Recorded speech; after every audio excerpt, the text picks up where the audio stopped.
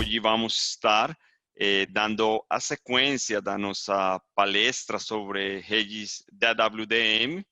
Hoje vamos contar de novo com a participação do Uriel, do nosso parceiro Padtech, e do Gabriel Vivares, da Internexa, para continuarmos a falar sobre DWDM. Então, hoje a gente vai entrar mais em detalhe em alguns assuntos que ficarão aí com muito interesse dos participantes a última vez. Vamos esclarecer alguns assuntos, entrar mais nos detalhes.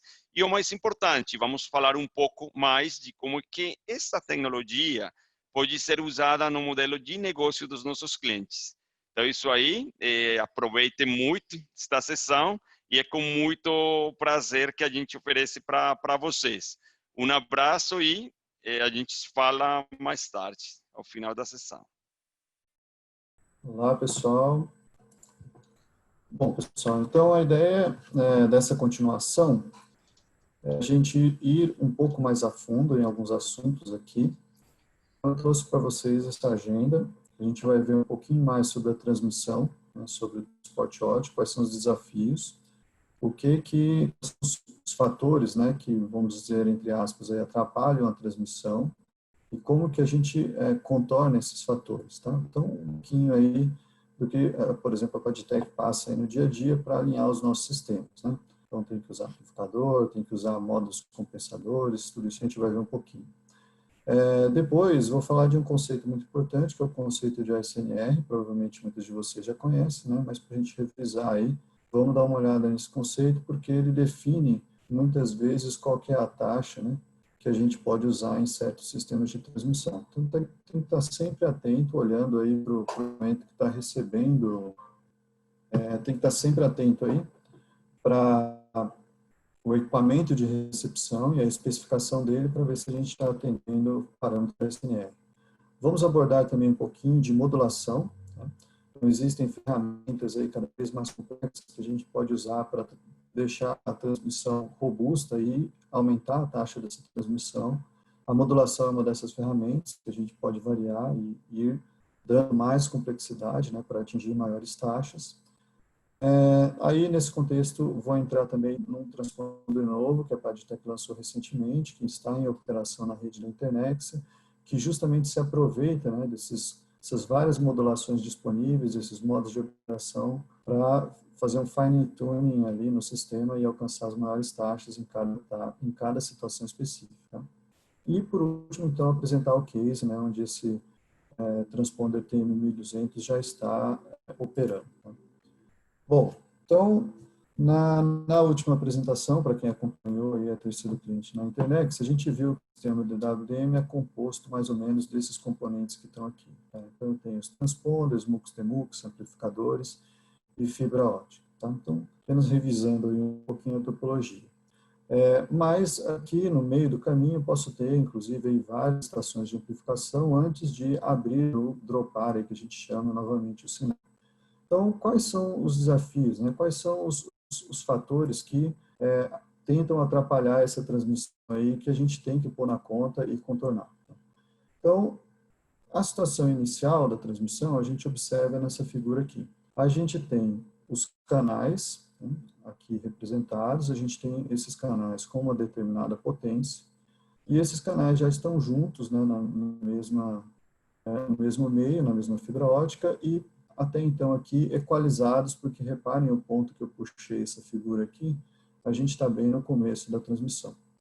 À medida que esse sinal vai se propagando pelo sistema, ele vai encontrando, então, alguns desafios. Bom, o primeiro deles, e mais natural, né, que a gente consegue entender, porque ele acontece em todos os meios de transmissão, não só os meios óticos, né, é a questão da atenuação. Então, parte da potência que a gente transmite esses canais, ao longo da fibra, ela vai se perdendo. Tá? Então, esse é um ponto que eu tenho que ficar atento. Eu não posso deixar a potência abaixar demais, senão eu não vou conseguir fazer a recepção do sinal do outro lado. Tá?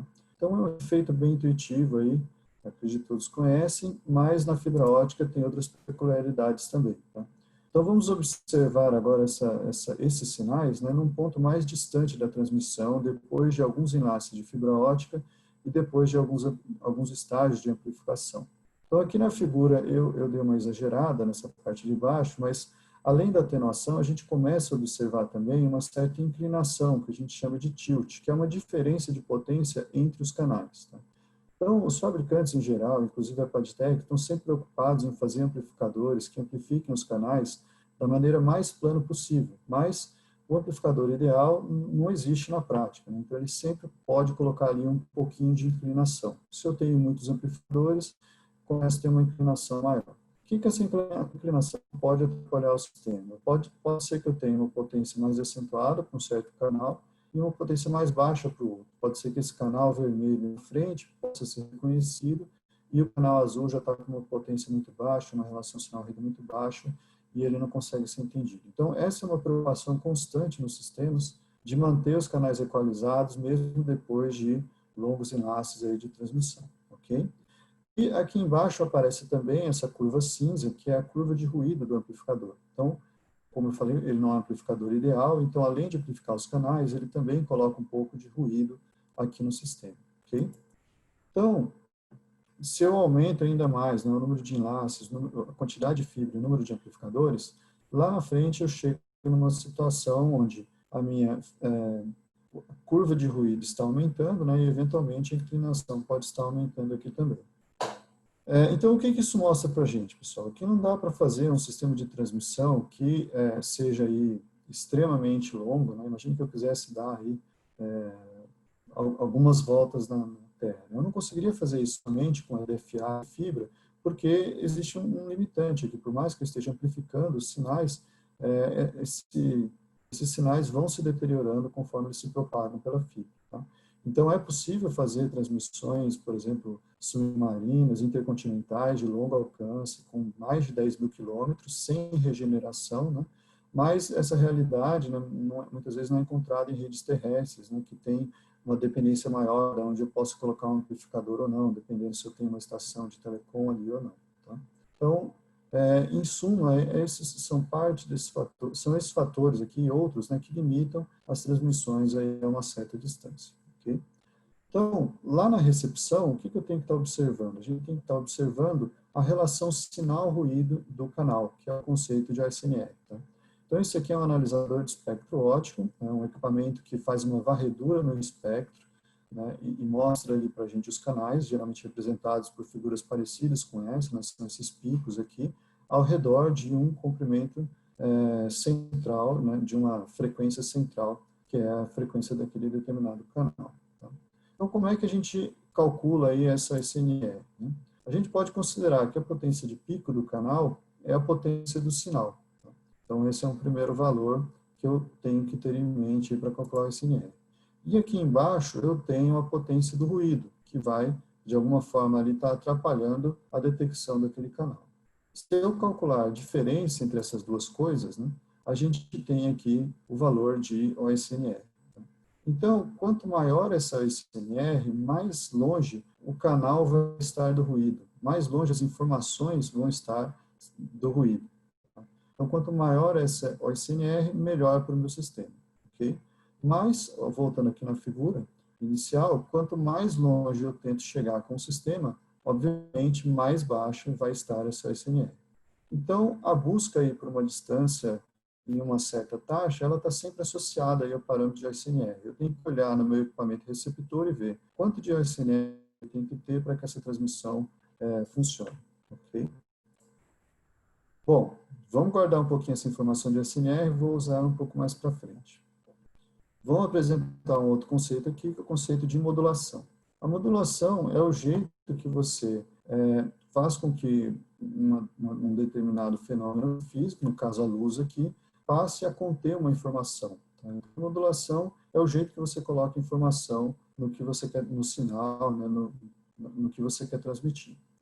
Então, o jeito mais simples de entender modulação é com essa modulação dessa figura inicial aqui em cima, que é a modulação on-off. Tá? Então, basicamente, ela tem nenhuma potência quando o bit é zero, né? Lembrando que as transmissões aqui são digitais, sempre estou transmitindo bits zeros e uns, não é uma transmissão analógica, uma transmissão digital, e ela tem uma potência elevada quando o bit é 1. Então, esse é o jeito mais simples de fazer uma modulação, que é chamada modulação on-off. E na fibra, esse tipo de modulação funciona bem até 10 gigabits por segundo. Alguns anos atrás, quando 10 GB era o canal mais alto de mais alta taxa que você podia ter no sistema de WDM, era basicamente esse tipo de modulação que se utilizava. Tá? Mas para canais para a gente subir essa taxa, né, chegar aí a canais de 100 GB não dá mais para seguir com uma modulação tão simples. Por quê? Porque eu preciso aumentar a eficiência espectral. Eu preciso colocar mais informação num trecho ali de frequência, né, numa faixa de frequência que é pequena. Tá? Então, para aumentar a eficiência espectral do canal, eu tenho que deixar essas modulações mais complexas. Então, uma alternativa aí que começou a ser utilizada é a modulação em fase. Tá? Aqui em cima eu tenho uma modulação em amplitude, ou seja, estou preocupado com a potência do sinal, ela é alta ou baixa. Aqui embaixo eu tenho uma modulação em fase, tá? Que vai estar modulando ali a fase da luz, que pode ser 0, pode ser 90 graus, pode ser quantidade de fase ali que eu precisar, ok? Então, para começar também de uma modulação de fase simples, a gente tem aqui uma modulação que pega a fase da luz em 0, né, representando 21, ou 180, né, começando aqui para baixo, para representar o bit 0. Então, toda vez que eu tenho essa inversão de fase aqui, eu sei que mudou o bit. Né? Então, eu consigo, dessa forma, modulando ali a fase da luz, transmitir também informação pela luz. E um parâmetro importante aqui, na verdade um fato importante, é que a modulação de fase pode ser combinada com a modulação de amplitude. Tá? E com isso a gente chega às modulações QAM, que eu vou mostrar nos próximos slides. Tá?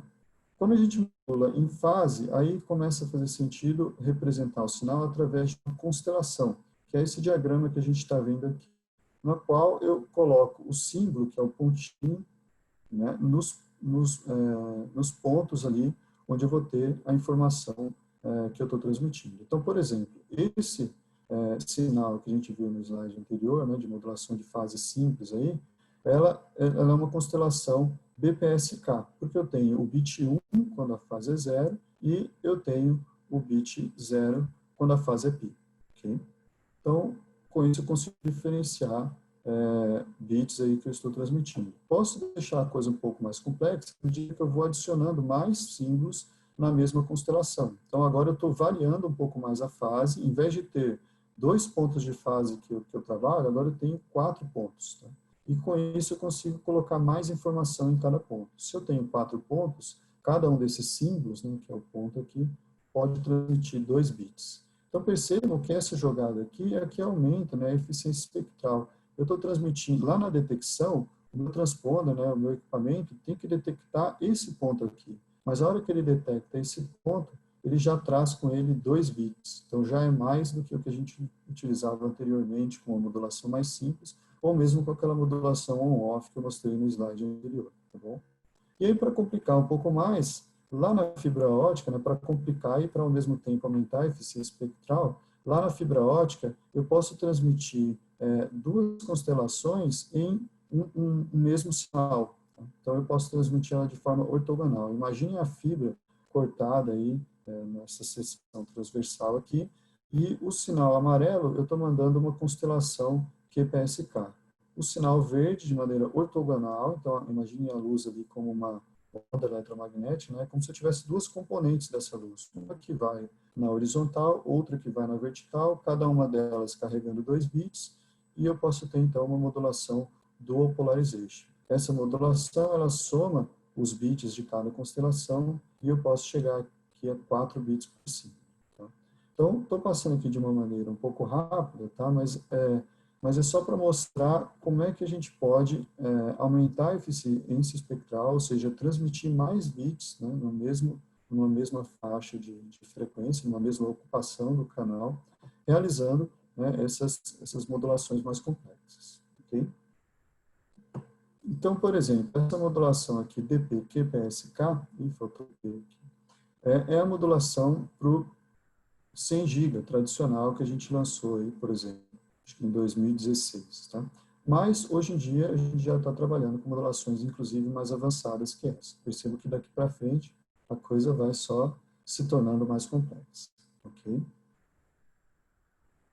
Aqui só alguns conceitos, né, mostrando que na constelação, a amplitude do sinal ela é definida pela distância do centro até o símbolo, né, e o ângulo que esse símbolo faz em relação ao eixo zero aqui, né, ao eixo X, é a fase do sinal. Okay? Então, analisando essas diferentes amplitudes, essas diferentes fases, eu posso ter vários símbolos aí carregando mais de um bit de informação. Bom, então, vamos agora passar para essas modulações que estão ali misturando modulação em fase e amplitude. A gente está partindo aqui para 8 QAM, 16 QAM, 32 QAM, 64 QAM. Então, reparem que elas estão adicionando pontos aqui naquela constelação. E cada ponto desse carrega agora mais bits. Então, a gente fez passo a passo até chegar nessa modulação aqui, o DP-QPSK, que com a Dual Polarization a gente conseguia colocar 4 bits por símbolo. E reparem que no outro extremo, o DP64QAM já consegue carregar 16 bits por símbolo. Ok? Bom, então, olhem, imagine lá na recepção do sinal. É mais fácil para o receptor identificar que um determinado ponto recebido é esse símbolo aqui, né, do QPSK, do que no 64QAM. Uma pequena variação, né, se ele mudou um pouquinho a fase ou aumentou ali um pouco a amplitude, no 64QAM, um pontinho desse pode ser confundido com os vizinhos dele que estão mais próximos, tá? Então, para o receptor, é mais fácil ele se confundir quando tem mais pontos, né, e aí tem um erro de transmissão, né, uma inversão de bit do que foi transmitido, do que foi recuperado, do que no caso, quando os bits aqui estão mais distantes, ok? Então, por isso que a gente tem essa seta aqui embaixo. Ela fala o seguinte, que para você ter um melhor desempenho ótimo, né, e um melhor alcance, você deve trabalhar aí com constelações mais simples, com no extremo aqui o QPSK, por exemplo.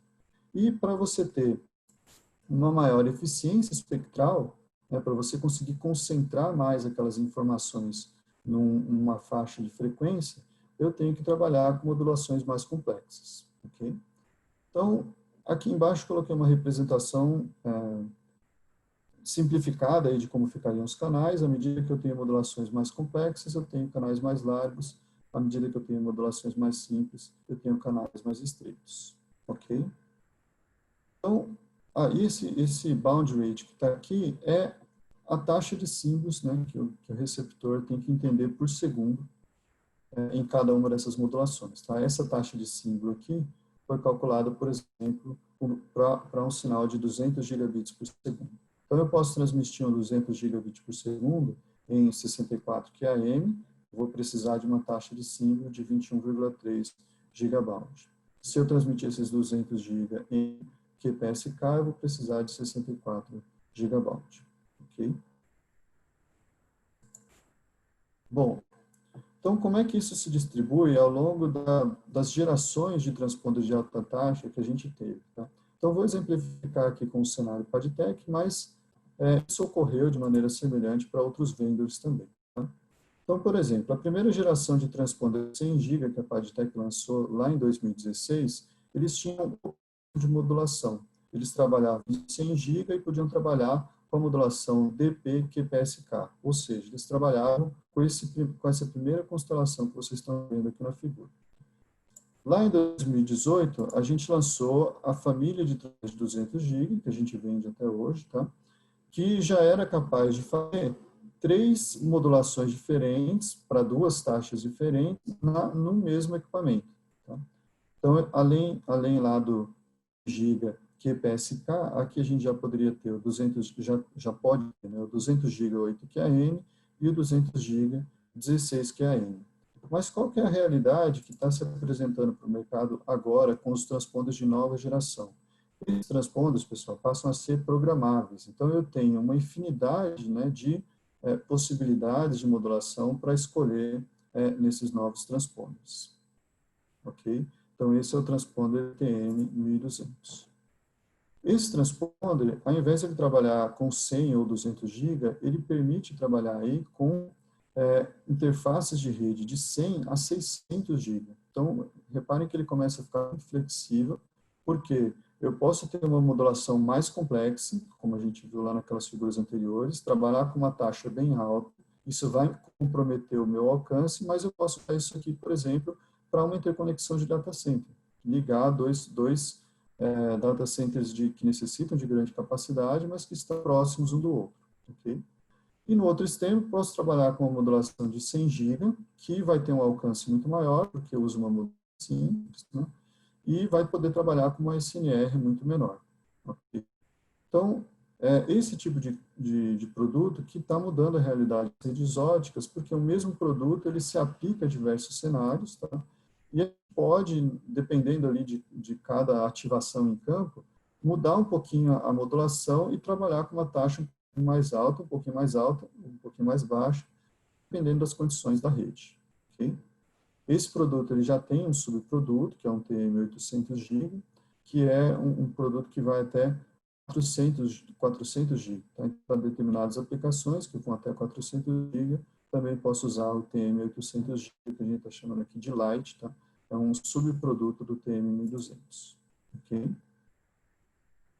Bom, então, para trazer um pouco, para relacionar com aquela questão que a gente viu de ASNR, vejam então o que esse produto pode fazer agora com esses diversos modos de operação que ele tem. Posso configurar ele de 100 a 600 GB. Vou trabalhar aqui com diversas modulações, desde BPSK, que é aquela modulação em fase mais simples, até o 64 QAM, que é aquela que a gente viu na figura aqui mais complexa. Aqui a gente tem a quantidade de bits por símbolo. A gente tem a banda em que cada canal cabe, né? Considerando aí o grid de 37, 75 e 50 GHz. E no final aqui a gente tem o SNR que a gente precisa para cada um dos casos. Então reparem o seguinte, olha só, lá na taxa de 100 GB, hoje a gente pode trabalhar com SNRs perto aí de 10 dB. Tá? Então é uma SNR bem baixa, né? Aqui a gente tem uma distância entre aquela base do ruído, né, da figura que a gente viu do canal, e a potência do ruído de apenas 10 dB. Tá? Isso é bem baixo, historicamente, aí, para as transmissões óticas. Mas o mesmo produto, se eu precisar, eu posso configurar ele em 600 GB, trabalhar com muito mais capacidade, mas eu vou precisar de uma SNR bem mais alta, uma SNR perto de 30 dB. Okay? Só que aqui no meio eu tenho diversas possibilidades que, de acordo com a minha rede, eu posso mudar um pouquinho ali a configuração e saltar, por exemplo, de um 100 GB para um 200 GB, ou trabalhar com 200 GB numa grade mais estreita. Então, reparem que existe uma infinidade de possibilidades aqui de aplicação do produto em redes que podem ter um pouquinho ou um pouquinho mais ou um pouquinho menos de SNR. Okay? Então, antigamente, sei lá, um ano atrás aí, quando a gente chegava numa rede, ou ela tinha uma SNR que permitia 100 GB, ou ela tinha uma SNR que permitia 200. Aqui eu tenho vários passos intermediários, né? Então eu agrego mais capacidade sempre que possível nas redes. Ok? Então é isso que mostra a figura aqui. Com o TM1200, imagine que eu tenho aqui uma curva de penalidade da SNR, ou seja, para ter modulações mais complexas, eu preciso de uma SNR maior, a penalidade na SNR é maior, tá? E eu tenho modulações mais simples que têm uma menor penalidade no valor base aí do SNR. E pode chegar ao caso, né, então eu tenho aqui modulações definidas, né, pode ser que essa modulação aqui tenha essa penalidade, né, uma modulação 32 QAM tem uma penalidade X, o 16 QAM tem uma penalidade Y, mas eu medi lá o SNR da minha rede, na verdade ela está no meio, ela não consegue nem passar uma modulação maior, mas ela está superaproveitando uma modulação de menor complexidade. Ela estaria aqui no meio, como a gente está vendo por essas lineares aqui. Né?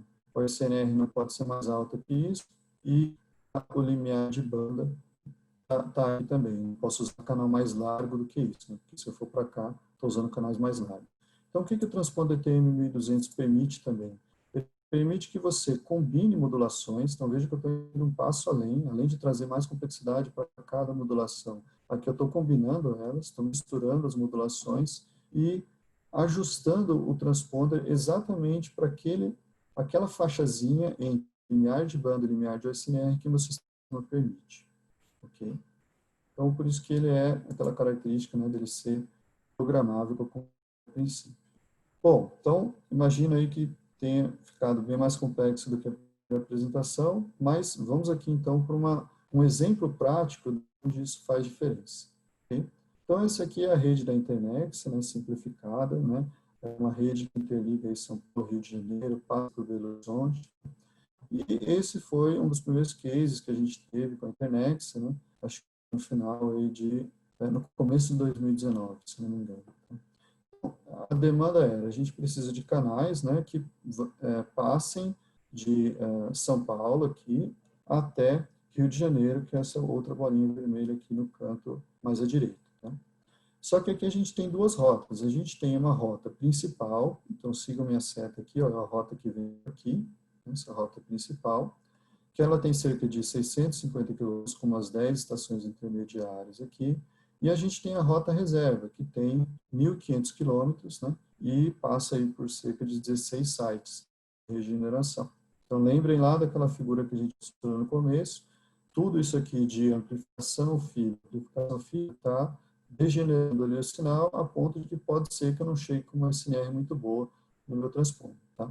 Então, com a família de 200 GB, né, com os transponders que a gente tinha lá em 2019, fizemos o projeto na conta e esse cenário aqui precisou de uma regeneração lá em Belo Horizonte. Então, a gente teve que ir lá e colocar transponders aqui em Belo Horizonte, não para derivar o sinal, mas simplesmente para repeti-lo, para que ele pudesse ir mais para frente.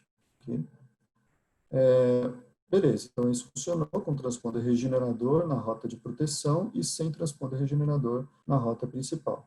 Mas a Internexa, ela colocou essa demanda para a gente, que ela queria lá um canal que passasse direto, inclusive pela rota de proteção, sem precisar de regeneração. Foi isso, então, que a gente fez com o transponder TN1200.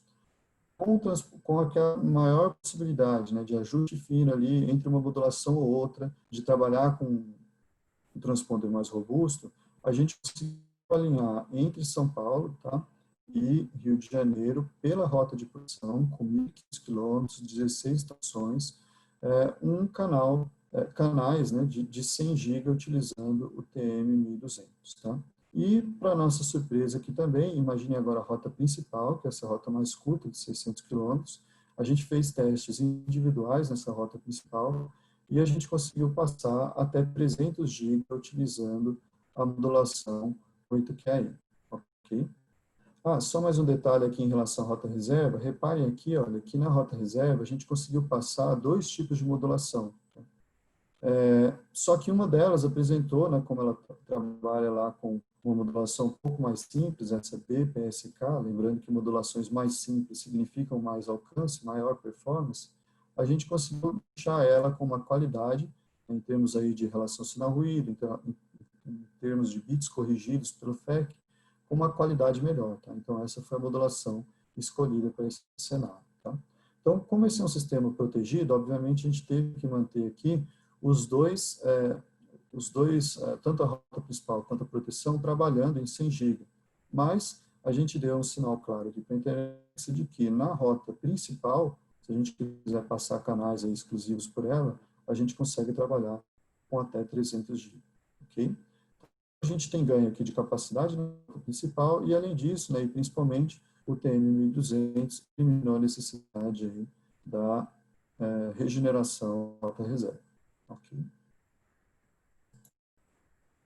Bom, pessoal, eu passei. Então, em termos de conteúdo, acho que era isso que eu ia mostrar para vocês. Acho que eu passei um pouco do tempo aqui. Não sei se o Gabriel quiser comentar alguma coisa aí da rede da internet, né, mas eles têm aqui vários data centers importantes, né, o ponto de conexão com a Telxus, né. Então, uma rede realmente já bastante grande aí para entendimento de vocês. Muito obrigado, Gabriel. Uriel. Só um minutinho, Gabriel, desculpa, só avisar para todo mundo aí, se alguém tiver alguma pergunta, pode mandar para a gente aqui no chat, que a gente responde até o final da apresentação, ok? Obrigada. Obrigado, mano. Boa tarde, pessoal. Muito obrigado aí mais uma vez pela participação de vocês nesta Webex. Obrigado, Uriel, aí pela apresentação. Eu vou compartilhar aqui minha tela. Então, vou falar um pouquinho aí, vou tentar passar um pouquinho mais rápido, porque já o tempo está esgotando, tá? E para deixar um tempinho aí para perguntas. Então, aí depois vou abordar um tipo de aplicações, DWDM, uma aplicação que é o DCI, que já o Uriel fez uma introdução, o DCI sobre camada ótica do DWDM usando a caixa da Padtech, o TM1200, rede LAN WAN sobre DWDM, que é um caso de uso bastante interessante para aqueles ISPs, operadoras que, digamos assim, não querem fazer um investimento muito alto e dá para fazer passivo, tá? Em rede metropolitana. E por último, um caso de uso em redes que são WPON, tá? Então, só para complementar o caso de uso que o Uriel falou, né? A Internexa tinha no ano 2018, no final de 2018, bastante desafio aí para reutilizar nessa rede aqui. Vou tentar colocar aqui meu sinalizador. Aqui. Nessa rede Rio-São Paulo, através de BH, e no início do ano passado, do ano 2019, a gente terminou de construir essa rede aqui do trecho que hoje chamamos de o caminho principal da rede, tá? Então, o maior desafio era reutilizar a camada ótica existente, que ela suporta um grid G6994.1, que é o grid do 50 GHz e 100 GHz, DWDM, tá? Da I2T, e reutilizar os equipamentos existentes, tá? Para suportar o lambda de 100 GB tipo Alien, né, que chama. Então, esse era o principal desafio, sem fazer maiores investimentos, tá? Hoje, essa rede, inclusive hoje, ela tem lambda de 10 GB ainda, mas a gente já está fazendo um processo de migração desses lambda de 10 GB para a porta de 10 sobre lambda de 100, tá? Que é um dos desafios de convertir toda essa rede em uma rede coerente. Esse caminho aqui principal, ele é totalmente coerente, tá? E coerente significa esse tipo de modulação que falou o Uriel, né? Que não precisa compensação de dispersão, nem compensação principalmente compensação de dispersão devido à fibra ótica, tá? O outro desafio era conviver precisamente, tá? O lambda de 10 GB existente nessa rede, tá? Inclusive aqui na rede do estado de São Paulo, que a gente tem uma rede bem próxima lá na cidade de São Paulo, com lambda de 10 GB, tá? A gente já tinha aqui caso de sucesso aqui na Colômbia, utilizando lambda Alien sobre camada ótica com um monte de lambda de 10 GB, tá? 80 canais e funcionando com lambda de 100 GB em forma compartilhada do espectro. Então, o outro assunto importante aqui, o outro desafio, era convertir uma rede para suporte de 100 GB e incrementar a capacidade de rede. Obviamente, tem um assunto aqui, como falou Uriel, dos cálculos do desempenho dos lambdas, o SNR, a potência ótica, tá? O desempenho dos transponders para ir até em long haul, até desde Rio de Janeiro até São Paulo, tá? Entre data centers. Na realidade, a internet tem uma rede ultra long haul entre data centers, além das redes locais do data center, tá? Então, esse desafio consistiu em converter essa rede, passar de 40 canais de gigas para a maior quantidade de canais de 100 gigas. Hoje tem bastante já nessa rota principal, e nessa rota eu acho que está por volta de 10 canais de 100 gigas hoje, ou mais, e crescendo bastante. Aí depois passar a maior quantidade de lambda, tá? O outro desafio, como falou o Uriel, passar a maior quantidade de lambda de 100 gigas sem regeneração. Por que o que é sem regeneração? Você sabe que se regenera aqui com placa de 100 gigas e você não tem, digamos assim, necessidade de dropar tráfego aí para entregar aos clientes, alguma coisa assim, é uma regeneração que não está gerando uma receita, certo? Então, é um investimento que vai aumentar o capex por megabit, certo? Então, esse critério ali é bem importante para o assunto do desenho de lambda ultra long haul, tá? O outro desafio é que, precisamente por ser um lambda alien, tá? Uma rede óptica multivendor, né? Que tem vários vendors, pelo menos tem 4 vendors aqui, incluído a Pagitech,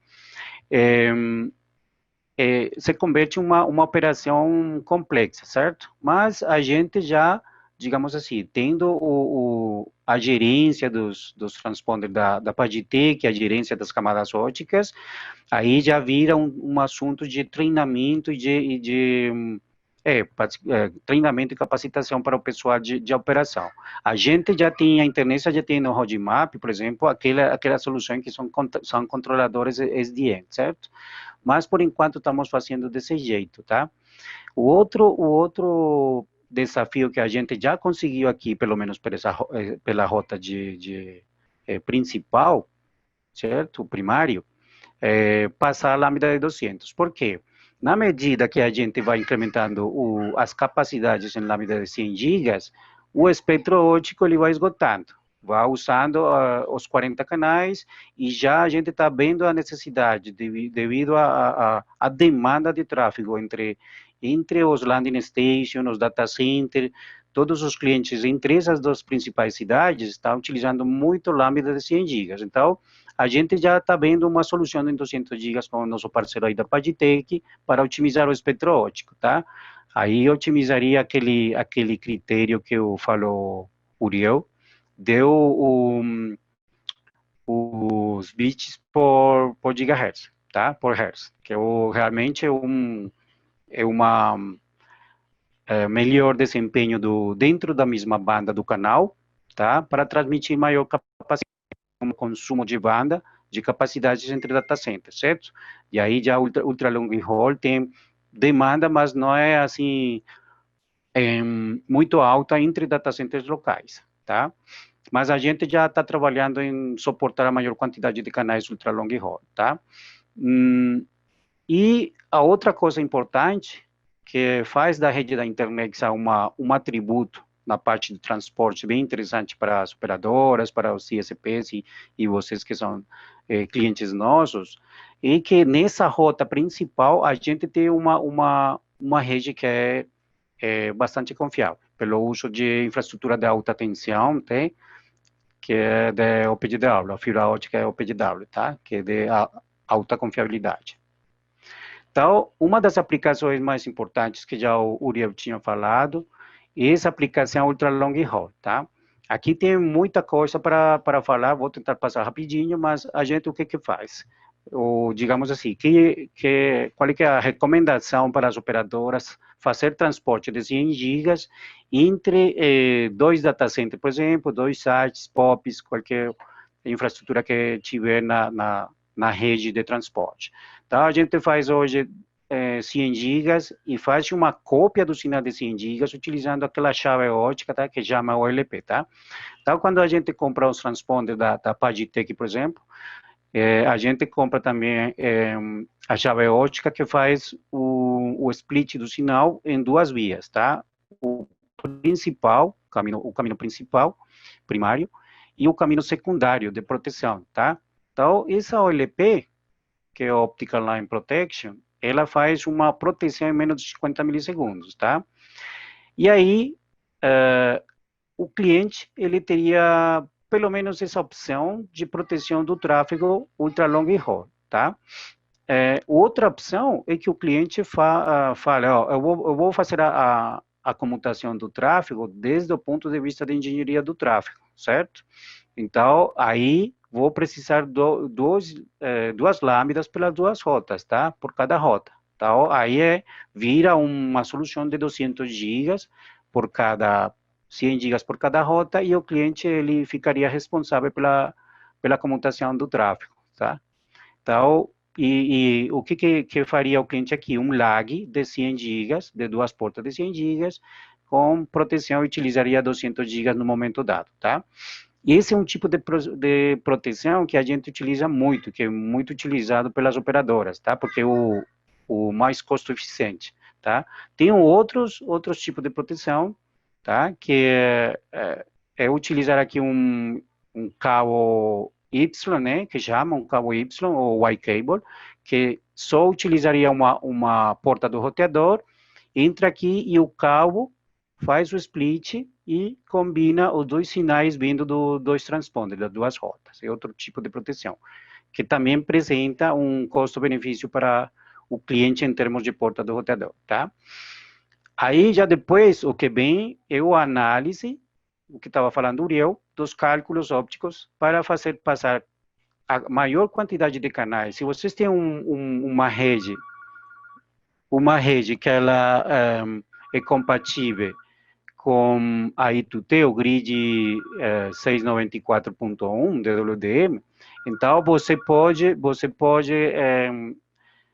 passar lâmina de 100 GB sobre esse mesmo grid, tá?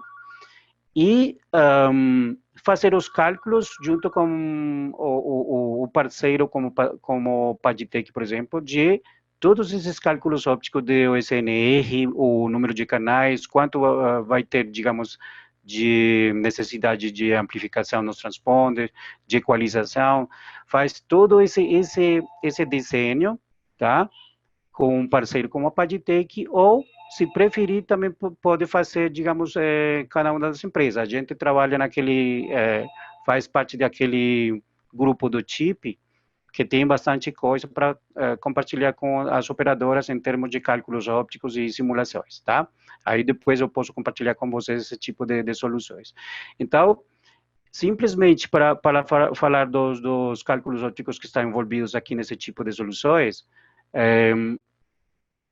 o principal que a gente deve definir para a utilização de uma rede óptica é definir o tipo de interface que vai ter no lado do cliente, se vai ter taxa de baixa ordem, né?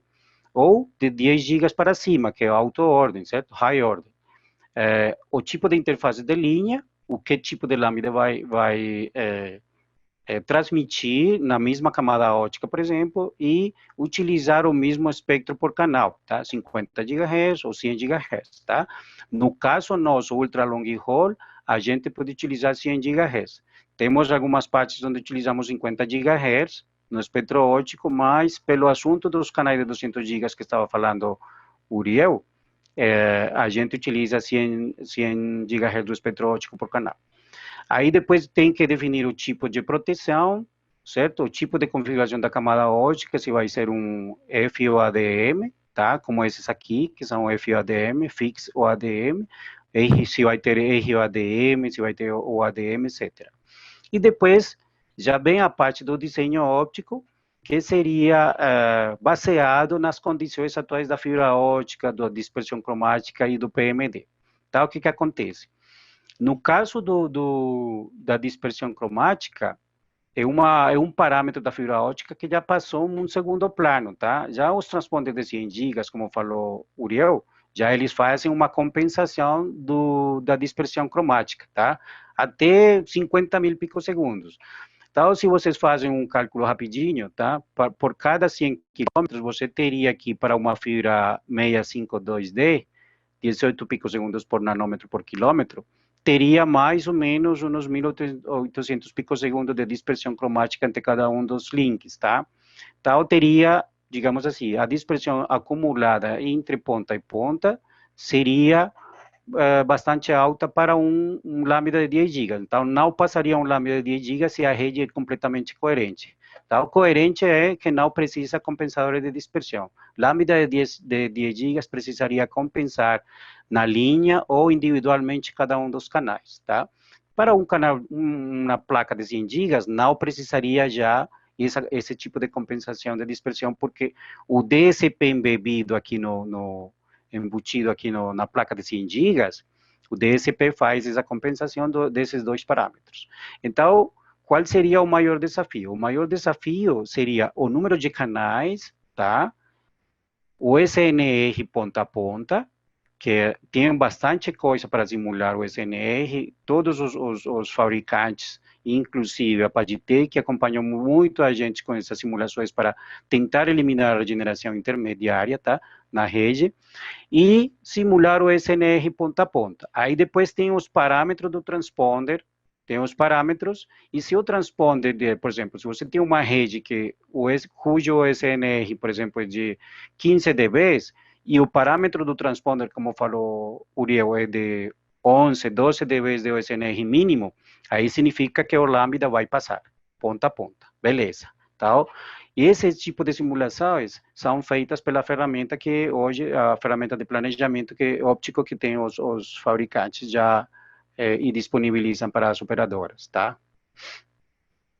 O outro caso de uso é fazer DCI com aquelas white box, né, que a gente está desenvolvendo em conjunto no chip, dentro do OPT, desculpa, OPT, que é o Open Optical Packet and Transport, que a gente está contribuindo aí com testes, com todo esse tipo de coisas, né, e com algum conhecimento para ter uma espécie de white box que ela é completamente desagregada, tá?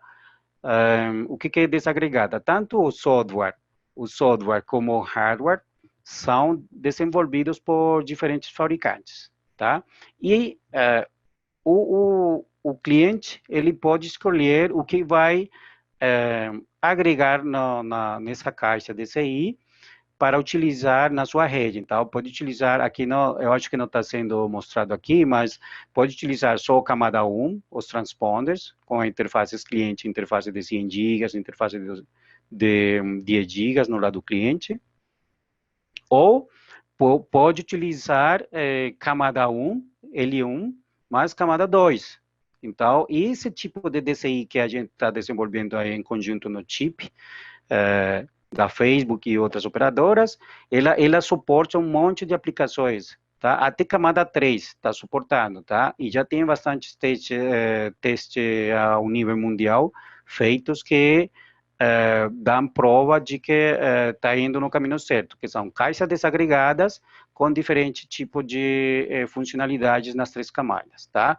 E aí consigo reutilizar a camada ótica existente e como ela tem essa funcionalidade DCI, tem também a forma de transmissão aqui de lambda de 100, 200, 400 gigas, tá? Então, aqui o caso de uso que a gente está hoje implantando em conjunto com a Pagitech, que é o TM1200, né? Que é um DCI box, não é um white box como tal, que pode, digamos, subir até camada 3, ele só chega até camada 2, faz a agregação de portas de cliente de 10 GB, 40 GB, 100 GB, para saídas de 100, 200, 300, 400 e 600 GB, tá? Obviamente, o que falou o Uriel, né? Você pode ir long haul com lambda de 100, 200, já vimos que para 200 GB pode chegar São Paulo, Rio, tá? Com essa rede da Internexa. E para 300, 400 e 600 GB seria mais uma rede metropolitana, tá? De interligação interconexão de data centers, tá?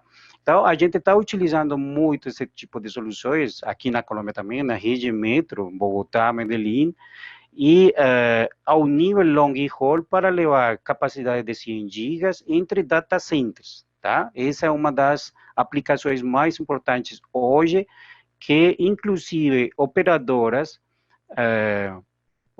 muito grandes, OTT, estão utilizando inclusive ao nível submarino, tá? Utilizando esse tipo de caixa DCI, ao nível submarino, tá? Outro tipo de aplicação que e eu gosto muito desta aplicação porque ela otimiza a utilização de transponder, tá? Suponha que você tem uma rede metropolitana baseada nos switches, certo? E está interligando diretamente aos switches. E você precisa ampliar a capacidade, você já não tem, só tem um par de fibras, né? E você precisa ampliar a capacidade entre alguns switches de sua rede. Então, o que você faz simplesmente colocar troncais nos switches N por 10 GB, tá? Depois você faz uma canalização utilizando MUX de MUX, DWDM e até CWDM, porém, eu coloco aqui CWDM também, porque os transceivers, você pode adquirir no mercado transceivers DWDM e CWDM compatíveis com o switch e iluminar cada um dos canais e fazer, por exemplo, 10 de 10, 16 canais, tá? Só que tem que levar em consideração algumas perdas na fibra ótica, por exemplo, e as perdas do MUX de MUX, ponta a ponta. Então, aí, fazendo esse cálculo das perdas de inserção, você consegue ir, no máximo, digamos assim, 30 quilômetros, 40 quilômetros sem amplificação, ou seja, uma rede totalmente passiva, que muita operadora faz isso aqui, a gente está fazendo, e, ultimamente, se o switch suportar CFP2, ou QSFP28, tem uma opção de iluminar lâmina de 100 GB direitinho sobre a fibra ótica, sem utilizar filtros DWDM inclusive. Se a distância dá, vocês sabem que a sensitividade do CFP2, o QSFP ou até os CFPs, a sensitividade e o power budget, para uma distância determinada da fibra ótica e uma atenuação, daria para passar um canal de 100 GB, por exemplo, tá? Normalmente o CFP2, a sensitividade, estou falando de colorido, certo? Daria até uma sensitividade de menos 18 dBms. Então, aí você consegue com um power budget saindo aqui com 0 dBm no switch, conseguiria ter mais ou menos uma distância boa para a interligação de switches em 100 GB. Ultimamente saiu aqui o QSFP28, tá, recentemente no mercado, que ele gera dois canais, duas portadoras de 50 gigabits por segundo. E o que você poderia fazer com essas duas portadoras? Você utiliza canalização de DWDM e manda as duas portadoras em paralelo através da mesma fibra ótica. É uma forma de você mandar 100 gigas em duas portadoras e o switch ele faz a parte de agregação dos 100 gigas numa única, digamos assim, num único quadro de agregação. Internet. Então, essa aplicação está hoje disponível no mercado para ser, digamos, homologada. A gente está fazendo já os contatos para homologar.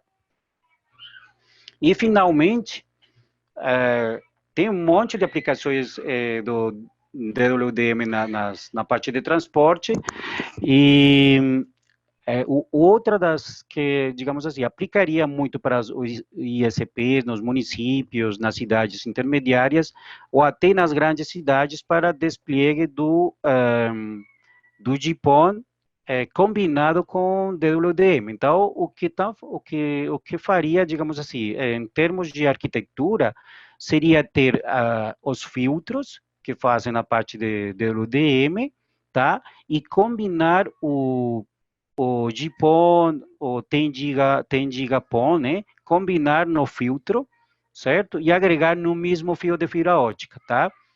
E aí chegaria em todos esses mercados aqui. Eu depois vou compartilhar com vocês essas informações, a área nossa de marketing vai compartilhar com vocês, isso aqui está na internet, mas é uma aplicação bem interessante para operadoras, para ISPs, de ter uma otimização das fibras óticas utilizando DWDM-PON, tá? E aí conseguiria chegar em todos os mercados. Lembre-se que o GPON, 10 gigapon, ele utiliza duas portadoras, né? Dois comprimentos de onda que podem ser combinados aqui no filtro DWDM, tá? Que seria um filtro híbrido, né? Aí precisaria deixar passar essas frequências de 1510 e 1300 e pouca, e deixar passar as frequências da banda C. Lembre-se da primeira parte da Webex, né? Que a gente falou da banda C, que é de 1535 até 1600 e pouca, certo? Então, aí teria, sobre um mesmo par de fibras óticas, teria um monte de capacidades para todos esses mercados. Então, isso aí é outro tipo de aplicação que faz parte de aplicações passivas, tá? Eu acho que seria isso aí, Manuele. Eu não sei se, de parte de nossos participantes, tem alguma pergunta. Bom, nós temos sim uma pergunta aqui, a gente já está com o tempo um pouquinho comprometido, mas tem uma pergunta aqui Alô? do Gabriel de Souza.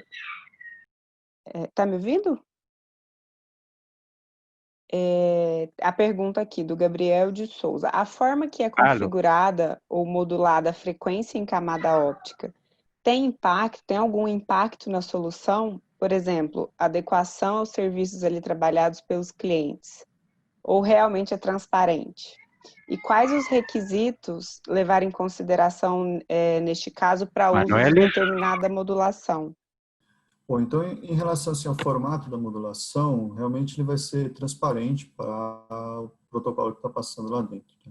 Então, um 100 gigabit Ethernet sendo transmitido por uma modulação QPSK, ou o mesmo 100 GB sendo transmitido encapsulado lá numa outra modulação QAM, não vai fazer diferença nenhuma para o 100 gigabit Ethernet que está lá dentro. Tá?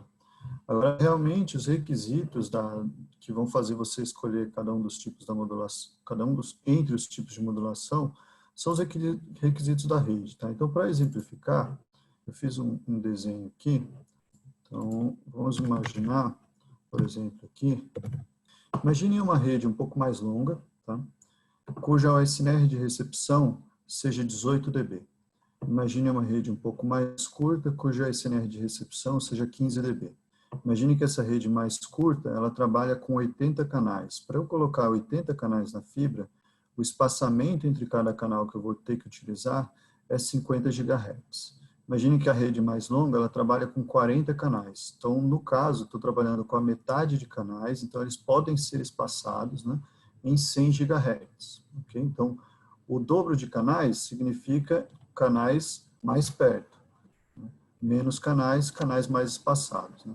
Então, vamos voltar nessa tabelinha aqui, onde a gente tinha lá opções, por exemplo, de 200 GB para o transponder TM1200. Então, aqui eu peguei duas opções das opções de 200 GB e coloquei aqui embaixo para a gente colocar como referência. Então, por exemplo, nessa rede mais longa, que tem lá 18, uma OSNR na recepção de 18 dB, desculpa que eu inverti, tá?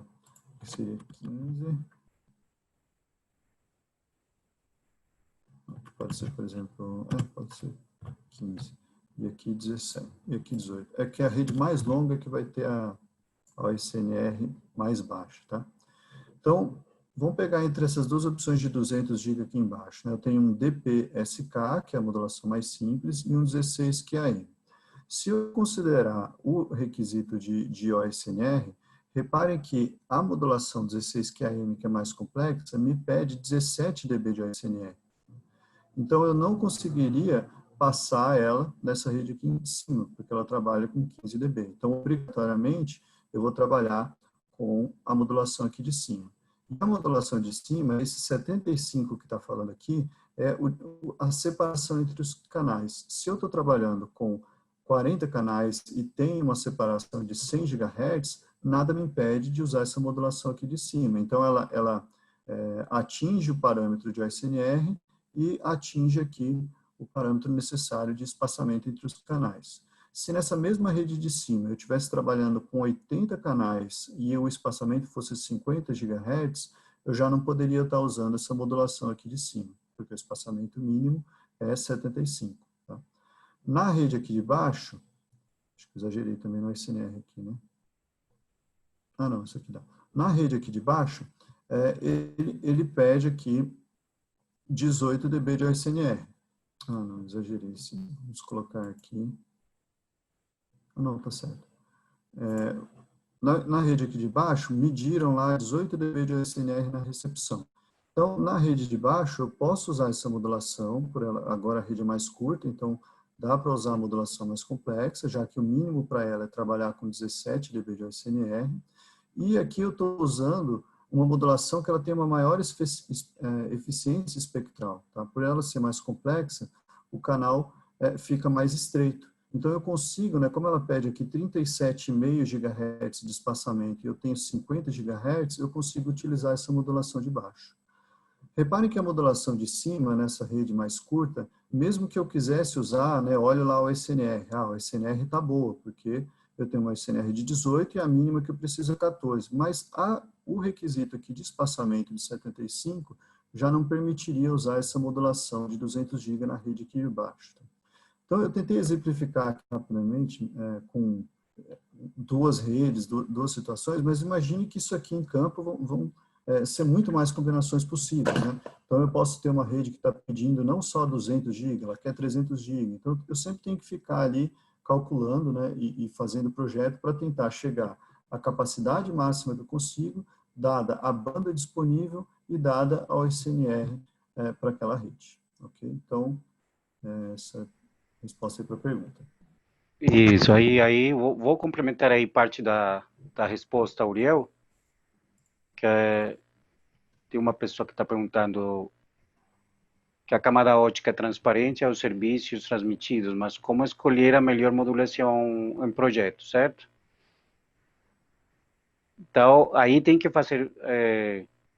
Tá ouvindo, Uriel? Sim, Sim, estou sim. escutando. Ah, ok, perfeito. Então, aí tem que fazer projeto, desenho óptico, tá? Para tentar chegar numa boa combinação de utilização em banda, tá? Por canal, com capacidade, certo? Isso, essa tabela é bem interessante. Então, se você consegue passar, por exemplo, 200 gigas em 1.500 quilômetros, beleza, você teria uma capacidade de transmitir por canal 200 gigabits por segundo, certo? Gigabits.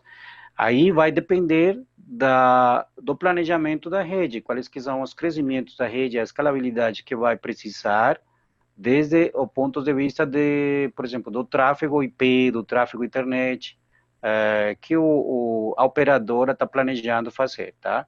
Então, mas assim, em princípio, 100 gigabits por canal numa rede existente, por exemplo, que a gente utiliza muito rede existente, Lambda Alien, DCI, 100 gigas quase sempre estão passando. E é o que mais, digamos assim, mais longe poderia chegar, tá? Aí depois já tem aquela penalidade de acordo com o tipo de modulação para chegar numa capacidade mais alta, que o Uriel falou de OSNR. Lembre-se uma coisa, o OSNR é um parâmetro da rede, em termos de amplificadores, fibra ótica, tudo isso. E o OSNR mínimo é o requerido, tá? O requisito do transponder para ele funcionar, tá? Bom, pessoal, acho que já deu nosso tempo, né? Quero agradecer a presença de todo mundo na terça-feira do Cliente Internexa. Vou deixar os nossos contatos aqui, se alguém tiver alguma pergunta, alguma dúvida, pode mandar para esse e-mail aqui que estou deixando no chat. E seguimos à disposição, vamos compartilhar o material com todo mundo que participou aqui. E muito obrigada, boa noite, obrigada Uriel, obrigada Gabriel, obrigada Márgara e tenha uma boa noite. Tchau, tchau. Boa noite para todos e obrigado também pela participação. Tchau. Um Obrigado. abraço. Tchau, tchau. Tchau, até Abraço. mais.